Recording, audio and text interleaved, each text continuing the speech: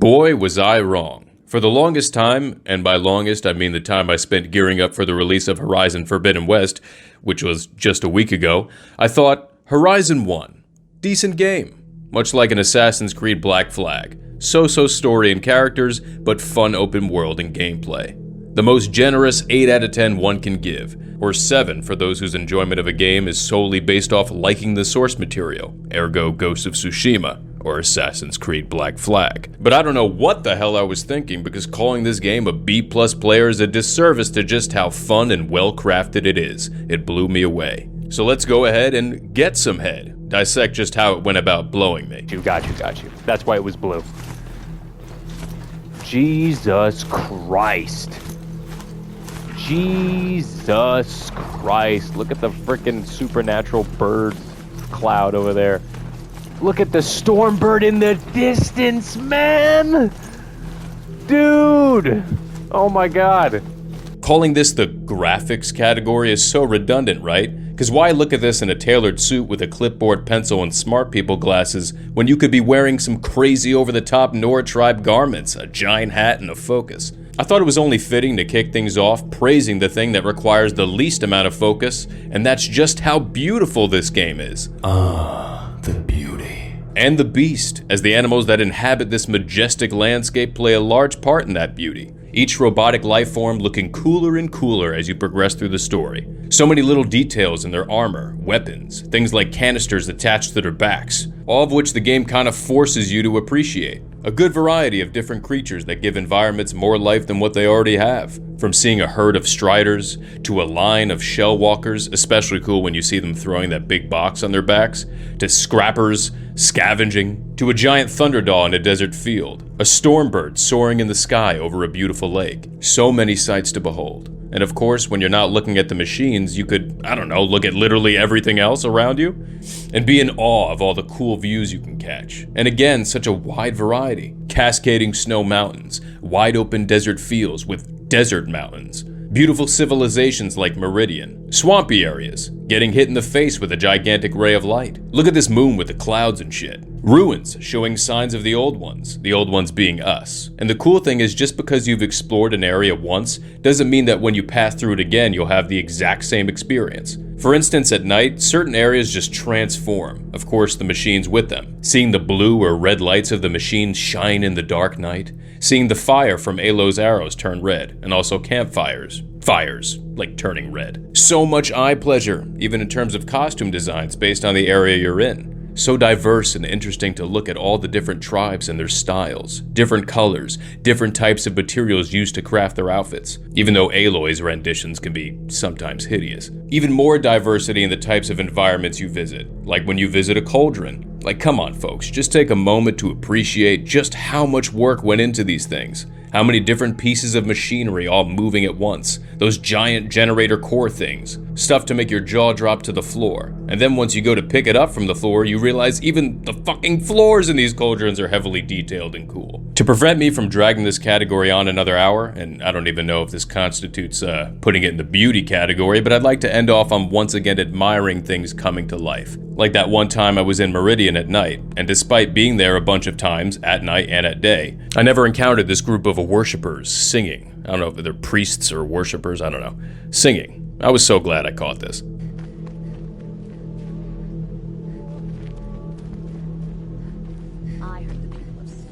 Are people singing, or am I crazy? Yo, this is fucking sick. I think this is... Yo, dude, whoever the fuck is talking, shut up. Wow. At the last second. Just a little bit more. And you are done. Wow, oh my god. Got him.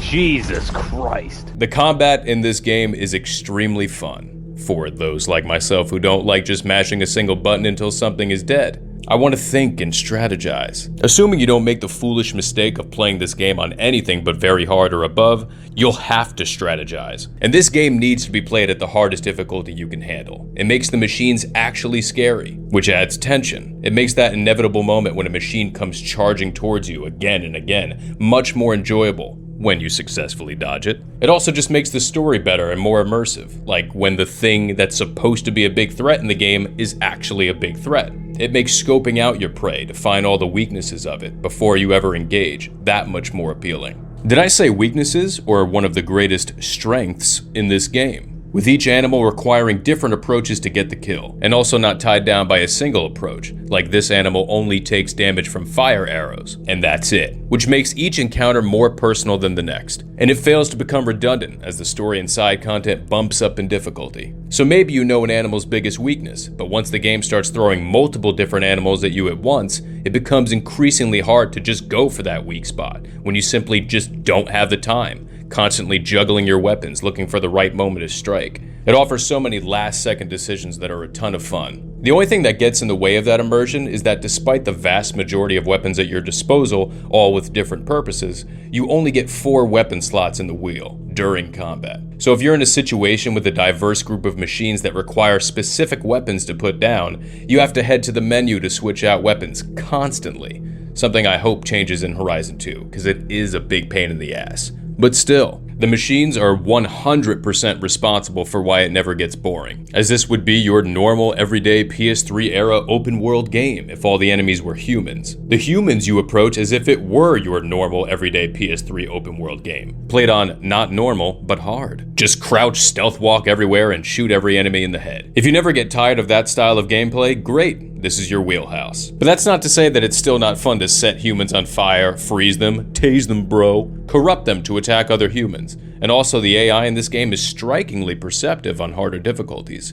It's surprisingly easy to get caught, have your whole plan go to shit and get showered in a rain of arrows. The elite/heavy human enemies also have heavy weapons that are fun to use, like the machine guns and firework launchers. So yeah, I guess the human enemies are still a cause for celebration. I forgot to mention that machines like Ravagers and Thunderjaws also have heavy weapons that you can remove off their backs and use against them, which is awesome. And also how you can override machines, even the elite of the elite robot animal, towards the end of the game, which again offers even more approaches to combat, that this game does such a good job in kind of forcing you to explore these options. There's a wide enough variety of weapons at your disposal to help with that exploration. Hunter bows, my flaming arrow go-to. War bows, if you'd rather rapid fire your way to elemental ass kickings. Slings, if you'd rather take elemental dumps on enemies. Sharp shot bow, if you're all about just honing in on weak spots with brute force, with a precision arrow. Also tear blast arrows for easily stripping away components, a very crucial weapon for dealing with rock breakers, or enemies who have attacks you'd rather not spend dodging, like a Stormbird's lightning balls. Just shoot a Stormbird in its chest, force it to get down and dirty with you, and then shoot ropes. With the rope caster. One of my personal favorites, and a must for dealing with large groups of enemies, so you can have extra time to plan your attacks, or use them to make harder to hit components a cakewalk, since they're immobilized. The trip caster for setting up traps, or the traps that I never use. And finally, the spear, your overriding tool, and also your standard smack people and machines in the face with your giant stick. It's amazing how I haven't even scratched the surface of all the options you have at your disposal, that are all intriguing. I'll just finish off with one of my favorite ways to deal with enemies, and that's freezing him, then whipping out the Rattler, a frickin' shotgun minigun hybrid that is just so fun to use, and watching it tear through little bits of armor and components, so fun.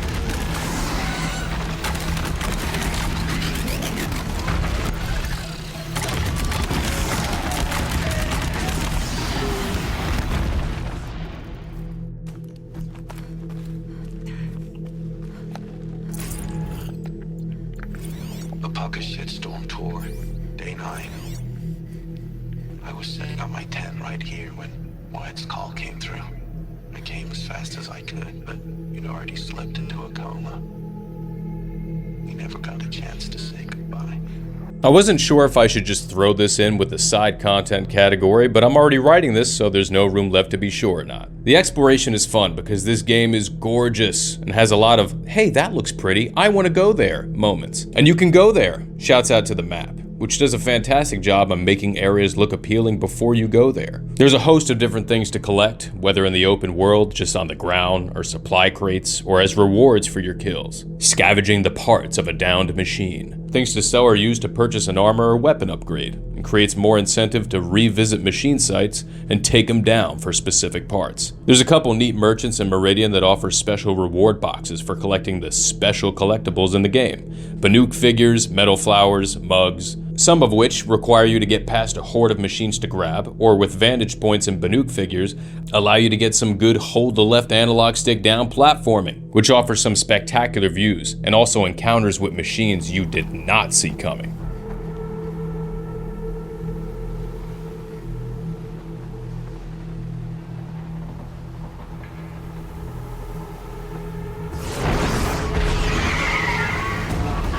Holy shit.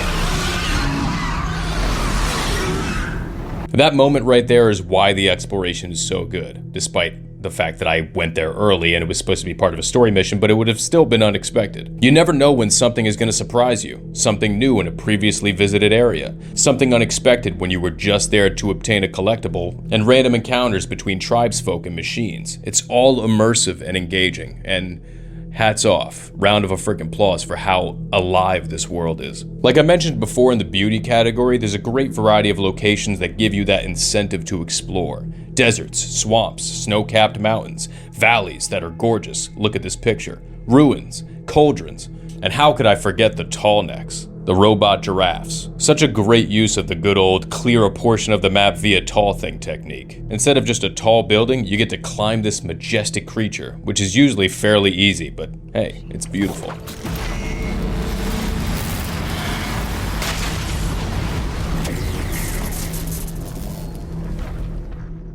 So, what's your knife called? Why would someone name a knife? So much for small talk. Are you ready? I didn't need your aid before, and I still don't.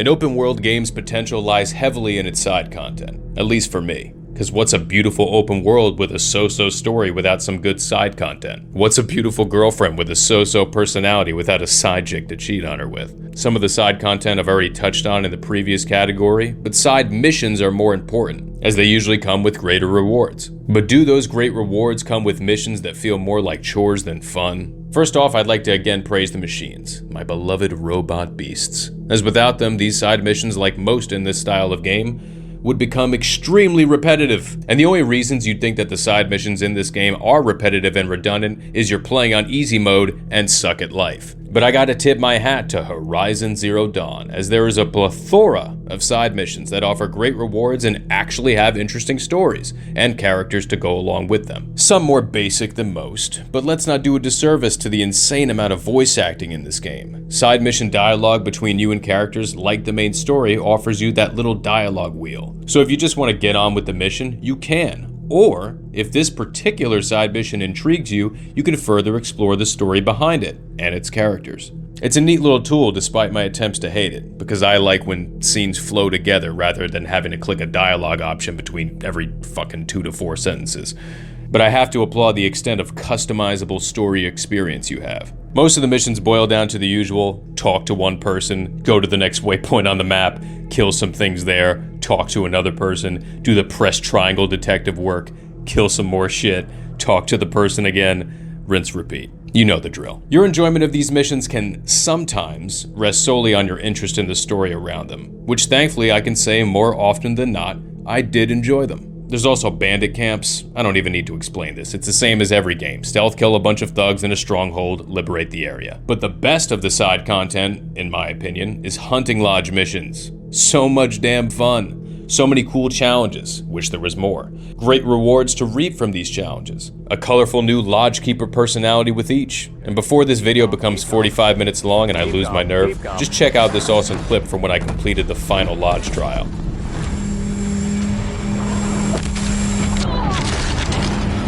Keep calm. Keep calm. Keep calm. Keep calm. Keep calm. Keep calm. We got this. Keep calm.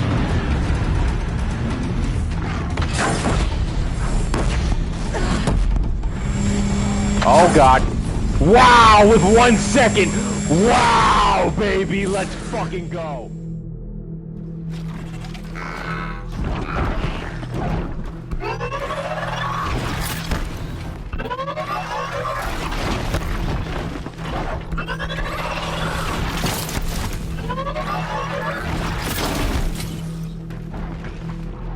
Sounds, people. Sounds. If you're tired of hearing the sound of my voice by this point, rest easy, as I'll keep this part short so you don't become sound asleep. Just wanted to sound off my praise for another piece of what ultimately makes the masterpiece. The soundtrack is amazing, sets the tone for the world to a T, with the mixture of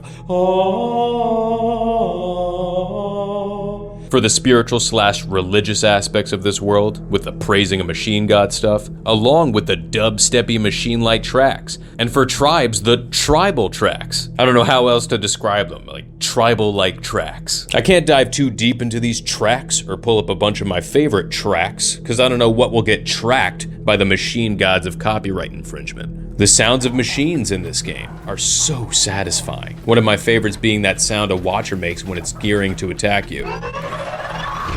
The sound of clicking on your focus is insanely satisfying. All the different weapon sounds, like tear blast arrows. The sound of shooting ropes. The flaming arrow sound.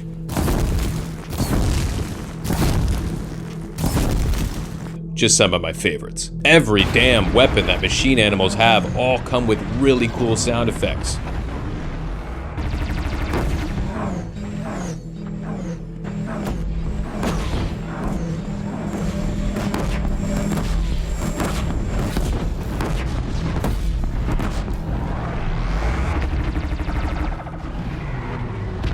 Or how about when Aloy is hacking machines or rappelling down or sliding down ropes? All good stuff. See? I kept it short. The hope of Zero Dawn is that something new might come after. But I will leave it to Elizabeth Sobek to shine that thin ray of light into the darkness. Harris, out. Jesus Christ. That was good. That was really good. This is the main reason I had to replay this game, because, quite frankly, I couldn't remember a damn thing about it. Now the question is it because this game fails at creating an engaging, memorable story, characters, and makes all the other great aspects of this game a waste of what could have been a masterpiece? Or is it because I'm a clueless idiot with a horrible memory? Or at least a few years ago, an incompetent, self-righteous little turd that didn't give my undivided attention? Thankfully, it's the latter, as even though the story starts off slow and it's fairly easy to get lost amongst all the subplots and explanations on how different forms of technology work, I find that when you fully embrace your straight-A student nerd mentality, the complexity behind what makes the machines and the world tick can be very interesting. Now that's not to say I can sit here and describe all of that shit in great detail. I'm just saying I was able to appreciate it more this time. But if you're not into that, this game does have the quintessential chosen one storyline. But I feel like the better done themes are things like human perseverance, survival, letting love and compassion be our guiding principles, not just decisions based off of rationality. Knowledge is power, until it's way too much and you do bad things with it at the expense of others. Ted Faro's intelligence literally destroying the Earth, the guy who built the robots. Then seen as an even bigger douche for deleting the entire history of mankind. In his head, for good reason, to not see the next generation of human beings make the same mistakes that they did. Or he did, douchebag. It forms a nice little parallel with Faro and Silence. Faro being the guy whose intelligence literally destroyed the Earth, though he was making machines to protect people, and Silence, whose quest for great intelligence might inadvertently destroy the Earth. Again. And I say inadvertently because we still don't know Silence's true intentions yet. Or at least I haven't beat the Frozen Wilds, and I don't know if you find out anything more about him. And it's so awesome this game's nod to human perseverance, as I said earlier. Even with the whole Earth about to be destroyed, all organic matter, humans find a way to preserve life. Even when that life becomes corrupted when the entire history of mankind and origin of the machines is deleted from history, humans find a way to persevere and get that information, and once again try to save humanity from a robot plague. And of course, leading the charge is our beloved Chosen One, Aloy, the far-distant, fleshy, mechanical offspring of the original saver of the world, Elizabeth Sobek, a young scientist who rised above expectations and eventually saved the world. Aloy, a young outcast who rised above expectations and eventually saved the world. Again, there's just tons of great parallels in this story, tons of great writing in this story. If you didn't enjoy it, you just need to put on your long leg lens and be interested in reading. The way I think about this game's story and people who criticize it is like, picture somebody who doesn't read books because it doesn't excite them as much as TV, movies, or games. Imagine them picking up a really good book, not being interested, and then saying it's trash. Now, that's not me saying that if you can't find interest in this game, you're stupid, but instead of just arbitrarily casting judgment on something, especially something you didn't have interest in, so in other words, you didn't give it a chance, how about you just, give it a chance? As I was one of those Horizon good game but mediocre story guys. And this second playthrough completely opened my eyes and now is definitely among my favorites. That doesn't mean I can't see the flaws and why someone didn't get much out of the story, and I'll keep this brief. Aloy is just an okay protagonist, and I'll leave it at that. The beginning is pretty slow. I think that this game needs blood and gore, at least some of it, to make some scenes more impactful. That proving scene with the Karja attack murders needed it. So does the rest of the game, honestly. It could be a lot more scary and cool. Rost needed way more character development. They try and use him as this big frickin' plot device in the beginning, and then by the end, he's ultimately forgotten. Or at least when Aloy thinks of him, it's like, who cares? He's been swallowed by the massive amount of subplots this game throws at you. Or at least swallowed by the fact that when the game tells you to get the pen and pad out and starts teaching you, via things like the epic bad news, good news cutscenes in Zero Dawn when it tells you basically the history of what actually happened on the Earth. It's really easy to be so lost in trying to understand that you just forget all the other things going on in the game, like all the tribes and whatnot. I'm touching on everything as brief as I can, because even I'm gonna start getting sick of how many interesting things this game tries to juggle. And I really do mean interesting, as story and side content tell a lot of interesting stories. It's just that when you're constantly going back and forth, it's like two stories at once, or even more than two. And it doesn't help that some of the characters within these stories aren't as colorful as one would like. Like, show of hands, how many people who played Zero Dawn a couple years ago and never looked back remember all the characters? Maybe it stuck with you more than me, but in a lot of cases, it's more about remembering certain features of things for me.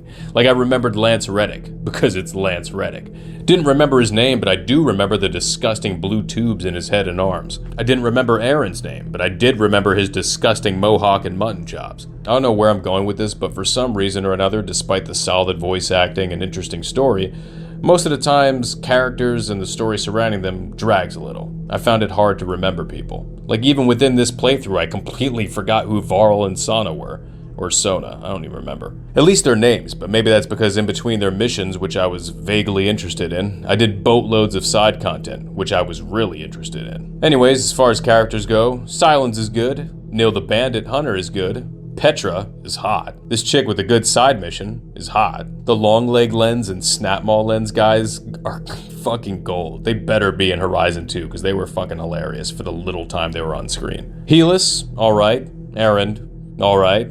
Olin, alright. Ted Faro, douche. Avad the Sun King, alright. Tirsa the Matriarch lady was good. Once again, I don't know where I'm going with this, but I think the biggest problem this game faces with getting people engaged in the story is how it juggles way too many characters, way too many story concepts, and blah blah blah. But they all got their moments, and this is an open world game, so, you get what you're asking for. Anyways, you should still replay this game before Horizon 2, even though by now, since it took me so long to finish this, it's already out. But if you haven't picked it up yet, replay this game first, I implore you. I booted this up reluctantly just out of minute curiosity and also an urge to force myself to work on a project. And before I knew it, I was calling out sick from work, my life revolved around the game, and my sleeping schedule shifted to the point that I was seeing Zero Dawns.